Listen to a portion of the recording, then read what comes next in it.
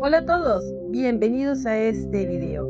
Mi nombre es Lourdes y los invito a ver un pequeño resumen del último proyecto que he realizado. Un brontosaurio para maqueta hecho con materiales reciclados. Si desean ver el tutorial de este proyecto paso a paso, los invito a suscribirse en mi nuevo canal que se llama Coda, solo dinosaurios. Así como está en la parte superior izquierda, búsquenme en YouTube con este nombre, suscríbanse, no se olviden darle clic a la campanilla para que les lleguen las notificaciones cuando publique un nuevo tutorial.